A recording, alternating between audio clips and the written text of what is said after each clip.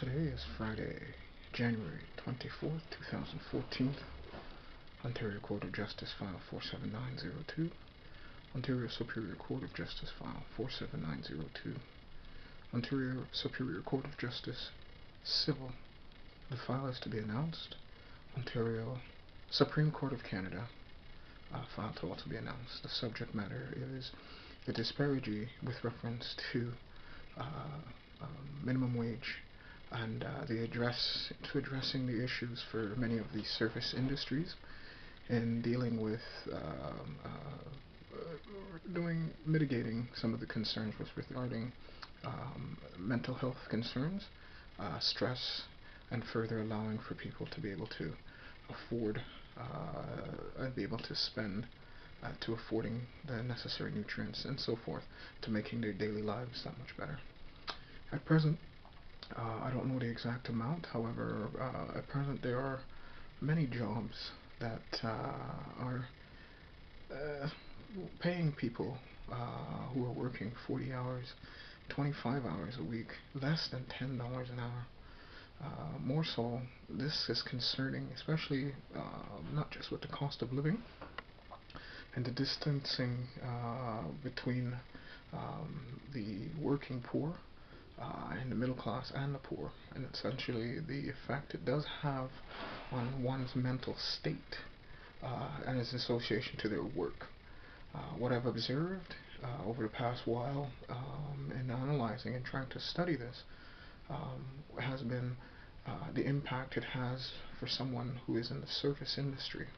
There are a lot of people exposed to a lot of risks, which includes health risks, violence from others who are in need of help and have been abandoned by society, clearly violating, who has been violated by the city or the country, putting them aside for whatever reason. Now, what has occurred as a result is those people who are at what society calls the bottom end of it being left, and the most really important part of society. Your cab drivers, your cashiers, your transit drivers, you know what I mean. These are individuals that are exposed to people in great numbers daily, and greater emphasis and effort should be made to providing to them that they earn a good income, so that way they're able to manage their jobs and their health and their lives that much better. In the case of the employees who work in the service industry, say retail or grocery, for an example, the owners of these businesses fully emphasize and understand the importance of moving inventory, of managing inventory and staff, as well as providing an experience. This is also the same in any other industry, the restaurant industry per se, where the customer has been noted as always being right. But this is not so all the time, and we have to respect this thinking and addressing this, because there are those that will exploit this to take advantage of the employees, as the case with many employers who will overwork someone and not compensate them for their time. So I propose the following, and it's something that could be used, say, in the grocery aspect of helping to increase the employees' income, and well, allowing for the businesses to further market and to increase their margins and revenues by further moving inventory. What this would include is, in the case of, say, a grocery, is your cashier with every $50 of groceries that's been purchased by a customer would be given a tip ranging from $1 up to whatever, I would think a maximum of $2 per transaction, and it would be then added to the receipt so they could track and keep an inventory of this. And what would occur is that the grocery stores, the bigger grocery stores, should consider employing students just to bag groceries, run groceries out to cars, to bring back carts, you know what I mean, to give the experience of a good experience to the customer the moment they come through that door.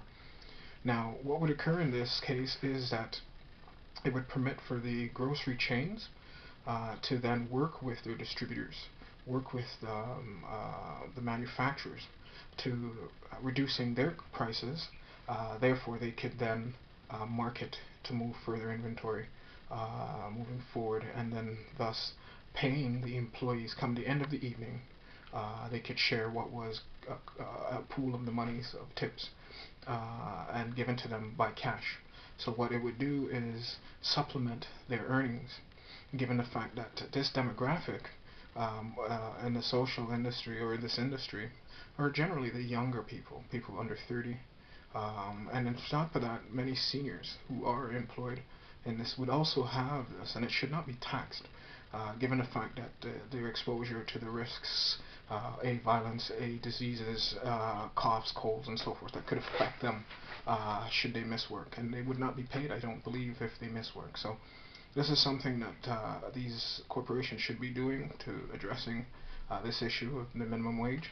It would not come out of force the employers to raise their income for the staff, but would permit for them through a bit of creativity and government support to allow them for this. So it could really, when the mathematics or the math is done, an employee making $10 an hour could perhaps make anywhere between $18 and $20 an hour, given that there's an opportunity here for society, manufacturer, distributors, and the employers, government to get involved to addressing this most concerning issue affecting a lot of people, and the issue of mental health moving forward, and keeping with the constitutional right for which all is afforded. So as such, I end this. Give praise, give thanks. Property of Tiger Health and Marketing, Division of Tiger Sports and Entertainment Management.